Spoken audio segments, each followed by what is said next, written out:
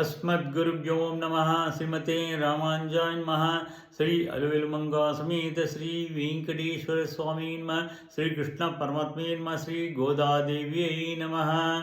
नीलातुङ्गस्तनिगिरितटिसुप्त उद्बोध कृष्णं पारार्त्यं संश्रुतिमध्यापयन्ति स्वोच्छिष्टायां समितभुङ्क्त्वे गोदा तस्यै नमैदविदभूयः அன்னவயல் புதுவையில் ஆண்டாள் அரங்கற்க பணுவில் பல்பல் பதியம் இன்னிசையால் பாடி கொடுத்தான் பாமாலை பூமாலை சுடி கொடுத்தாளை சொல்லு சொல்வ சொல்வ பாழ்வளாய் నాడి నీ వేంగడవరకు మాతం నన్గు నల్గ. భక్తులందరికీ నీటి 30వ పాశ్రంన స్వాగతం.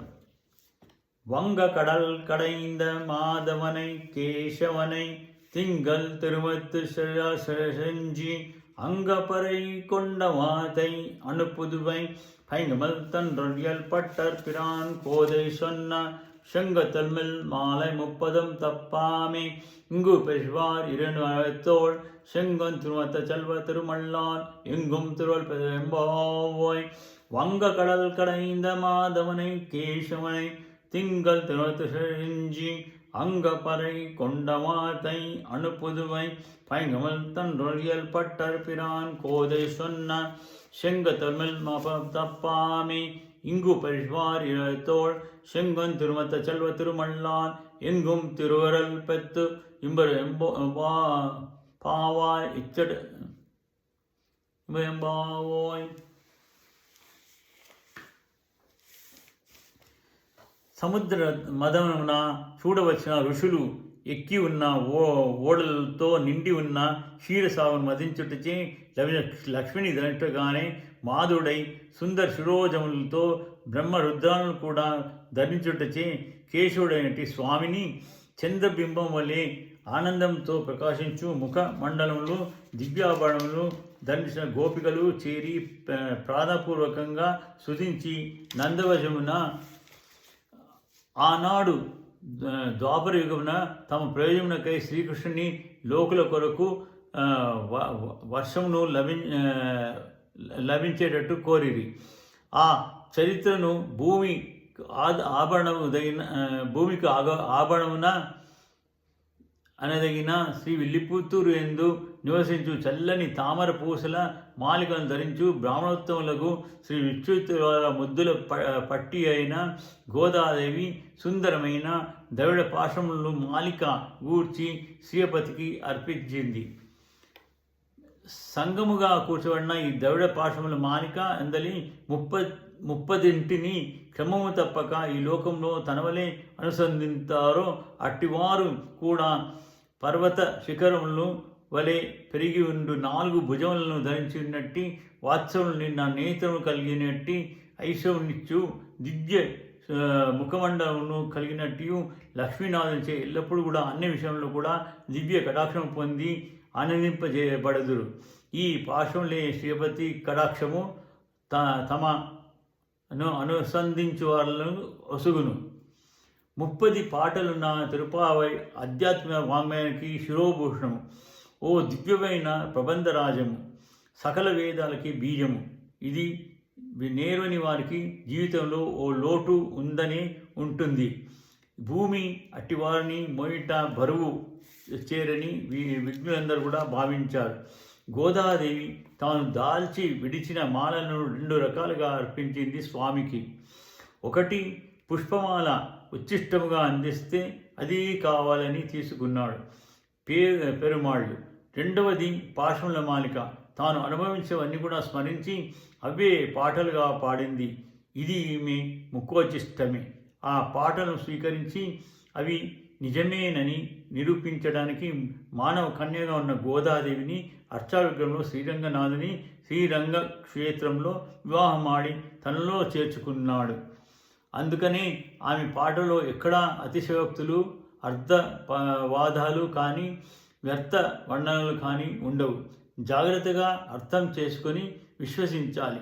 ఈ చివరి పాఠంలో ప్రబంధాన్ని కంఠస్థం చేసిన వారికి కలిగే ఫలితాన్ని వివరిస్తోంది ఆండాల్. వ్రతాన్ని ఆచరిస్తే కలిగే ఫలితాన్ని 3వ పర్వంలోనే వివరించేసింది. ఇక ఇప్పుడు ఈ ప్రబంధాన్ని నేర్చుకున్న వారికి అంతమాత్రం చేతనే కలిగే ఫలితం చెప్తోంది. గోపికలు శ్రీకృష్ణుని సమాగమానికై వ్రతం చేశారు, ఫలితం పొందారు. ఆండాళ్ శ్రీరంగం చేయడానికి ఈ వ్రతాన్ని అనుకరించింది, ఫలితాన్ని గోపికల కంటే గొప్పగా పొందింది. మనకి ఈనాడు అన్ని శ్రమలు కూడా అక్కర్లేదు, ఇవి చదువుకుంటే చాలునట. వారు పొందిన దానికంటే కూడా గొప్ప ఫలితాన్ని పొందగలగని ఆండాళ్ వివరిస్తోంది. ఇది పాడినది శ్రీకృష్ణుని గురించి. ఆయన ఒకనాడు తన నుండి దూరమై సాగరంలో దాగిన లక్ష్మిని పొందుటకై చేసిన గొప్ప ప్రయత్నమే క్షీరసాగర మదనం. ఆనాడు కొండ కింద కూర్మంగా ఒక రూపం, కొండ పిండి కాకుండా కొండలో కూడా మరో రూపం, నీరసం రాకుండా దేవతల్లో అసురుల్లో తలో రూపం, త్రాటిగా చుట్టిన వాసుకి తలలో ఒకటి, తోకలో ఒక రూపం, నిలిపిన మందరం పడిపోకుండా ఆకాశంలో మరో రూపం. ఇలా ఎన్నో రూపాలతో ఎత్తి దేవతలకు కాసిన అమృతం వాళ్లకు ఇచ్చి తనకు కాసిన లక్ష్మిని తాను పొంది మాధవుడైనాడు. మాధవ అంటే లక్ష్మీనాడుని అర్థం. ఆనాడు సాగరం చిలుకుతూ ఉంటే ఆయన యొక్క ప్రశస్తమైన నీలకుంతలము ఎంత చెదిరిపోయాయో, సుకుమార కేశ సంపద అంతా అలా ఎగురుతూ ఉంటే ఆయన అందం ఇనుమడి అయింది. దర్శించిన వారెవరూ లేరు. అయ్యో ఏమి దృష్టి తగులుతోందని విచారించిన వారు లేరు. సాగరాన్ని వధించేటప్పుడు వ్యాస భగవానుడికి కనపడని అద్భుతం ఒకటి మన ఆండాల్కి కనిపించింది. ఆ సాగర జలాల్లో ఇటు అటు తిరుగాడే కర్ర పడవలు కూడా ఉన్నాయి. అందులోని వారికే ఇబ్బంది కలుగనట్లు స్వామి సాగరాన్ని చిలికాడు. ఆ సాగరమే సంసారం, అందులోని పడవలే శరీరాలు, అందులో ఉన్నవాళ్లే స్వామికి మంగళం పాడి వచ్చే ఋషుడు. వారికి శ్రమలను తీర్చాడు స్వామి. ఈ సంసారంలో స్వామి గుణాలను అనుభవిస్తూ మంగళం పాడతైన భక్తులకు ఈ సాగు అలల తాకిడి లేకుండానే స్వామి కాపాడుతాడట. అమ్మతో కలిసి వారిని రక్షిస్తాడట. ఆనాటి ఆ ప్రయత్నమంతా కూడా ప్రయత్నము ఈనాడు తన వైముఖ్యం తగ్గించి గొప్ప పెద్దలను ఒప్పించి తన వైపు తిప్పుకోవడానికి శ్రీకృష్ణుడు తనే చేసుకున్నాడు.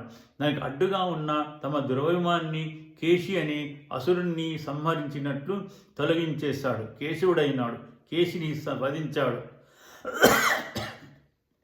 అని అర్థం. రెండవ పాఠంలో పాల్కడిలోని పరముని పాదములను పాడి ఆరంభించిన ఈ నోమును కేశాంతము పాడి ముగిస్తున్నారు. భగవంతుని సేవించేటప్పుడు కేశాంతము దర్శించాలి. అలాగే దర్శించి వీరి ముఖములు ముఖసించాయి. హృదయంలోని విరహ తాపము తీరి చల్లని చంద్రకాతులీను ముఖ సౌందర్యము వచ్చింది. అదే గొప్ప ఆభరణంగా ఉంది మనవారందరికీ. ఈ అందం చెదరకుండా స్వామియే చేరాలనే త్వరతో కృష్ణుని చేరిరి. మంగళాశాసనం చేసి తాము కోరిన పరై పురుషార్థాన్ని పొందుతారు. మొదట రేపెల్లిలో వ్రతం చేసి కృష్ణప్రాప్తి అనే ఫలం పొందారు గోపికలు. ఆ విధానాన్ని పాడింది మన ఆండాళ్. ఆమె విష్ణువితుల వారి కుమార్తె. వీరు శ్రీవిల్లిపుత్తూర్ నివాసులు. ఆ శ్రీవిల్లిపుత్తూర్ భూమండలానికి అలంకారమైన కేంద్రం. కారణం ఏమిటంటే ప్రపంచానికి ఆధారుడైన పరమాత్మ విష్ణుదేవ వారి హృదయాల్లో ఉన్నాడు. ఆ పరమాత్మలోంచే కదా విశ్వపద్మ కోశం పుట్టి అందులోంచి చతుర్ముఖ బ్రహ్మ వచ్చాడు. ఆ పద్మానికి బీజం పరమాత్మ. ఆయన్నే హృదయంలో కలవారు శ్రీ విష్ణుయుతులు. ఆ ఒక్కరినే కాదు, ఆయన వివిధ అవతార చేష్టలందుకు కూడా పద్మబీజాల మాలికగా ధరించిన వారు వీరు. భగవంతుని తమ స్వాధీనంలో కల సదాచారుల సంబంధంతోనే ఆండాళ్ చెప్పుకుంటోంది. తనని గుర్తించే వారికి చెందిన గోద అంటే మనకు ఒక ఆదరము ఏర్పడుతోంది కదా. ఆమె చెప్పిందే 30 పాట తిరుప్పావిగా ప్రసిద్ధిగాంచింది. ఈ పాశురాలు ఒంటరిగా పాడటం కంటే అందరూ కలిసి పాడవలసినవి. ఎందుకంటే అంత తృప్తిని ఆనందాన్ని ఇచ్చే ద్రావిడ మాలికల్లి తిరుప్పావై భూదేవి గోదా అయినట్లే ఉపయుక్తులు కూడా ద్రావిడ గీతాలు అయ్యాయి. వీటిని ఇక్కడ ఈ విధంగా అనుసంధించడం చాలు అంటూ ఎంతో ఉదారంగా ఆండాల్ పాడింది. శ్రీ రంగనిచే ఆమోదంను వేయించింది. ఇక ఆయన కూడా కాదనలేడు. ఇక్కడ అంటే శ్రీవిల్లిపుత్తూరులో ఆండాల్ ఆచరించిన విధానాన్ని తలువండి అన్నట్లు ఉంది కదా. అదంతా మనం తలవగలమా? ఇంకా క్రిందకు వద్దాం. అక్కడ జైనదాన్ని మన ఇళ్లలోనే కూర్చుని తలుచుకుంటే చాలునట. ఆ మాత్రం చేసే వారందరికీ కూడా ఎంత లాభం కలుగుతుంది ఆండాల్ చెప్తోంది. తనకంటే అధికమైన ఫలం శ్రీయపతి అయిన శ్రీమన్నారాయణ దివ్య కృపతో ఈ లోకంలో సౌఖ్యాలకు పైలోకంలో సౌఖ్యాలకు కూడా తప్పక పొంది తీరుతారు. అలా వాళ్ళని అనుగ్రహించడానికి 2 చేతులను ఆశ్రితులను విడవనట్లు దృఢమైన 4 బావులు గల చేసుకొని సిద్ధంగా ఉంటాడట. ఆ పని కూడా మన కోసం అని కాక తనకై అదొక అలభ్య లాభంగా భావిస్తాడని ఆయన యొక్క వాత్సల్యపూర్వమైన ఎర్రని ముఖారవిందయే చెప్తోందట. చూడండి ఆండాల్ అన్నది. ఈ తెల్లవారుతూ ఈ 30 పాటలు పాడుకున్నా సరే లేదా చివరి 2 చదువుకున్నా సరే, అది రాకపోతే మన ఆచార్యులు ఫలానా చోట ఇలా ఆచరించారట అని అన్నా సరే తత్ఫలితాన్ని పొందడంలో లోపమేమీ లేదంటోంది ఆండాల్. అలాగే వాళ్లకు పొందిస్తానన్నాడు శ్రీ రంగనాథుడు కూడా. అమ్మతో ఎప్పుడు కూడా చేరి ఉంటాడు కనుక తన ప్రతిజ్ఞను ఎప్పుడు కూడా మరవడు. మనకు ఆ ధైర్యం సడలినప్పుడల్లా తిరిగి జ్ఞాపకం చేసుకోవడానికి గోదా రంగనాథుల కళ్యాణ మహోత్సవం భోగి నాడు జరుపుకుంటారు. ఆ గోదా రంగనాథ కళ్యాణం దేశంలోని లోకంలోని ఉపద్రవాలు, ఉద్రేకాలు, హింసలు, ఘోర మానస ఆయుధాలు ఉపశంపజేసాని కళ్యాణాన్ని కలిగించుగా కానీ మనమంతా కూడా ప్రార్థిద్దాం. ఆండాల్తో వేషం. జై శ్రీమన్నారాయణ.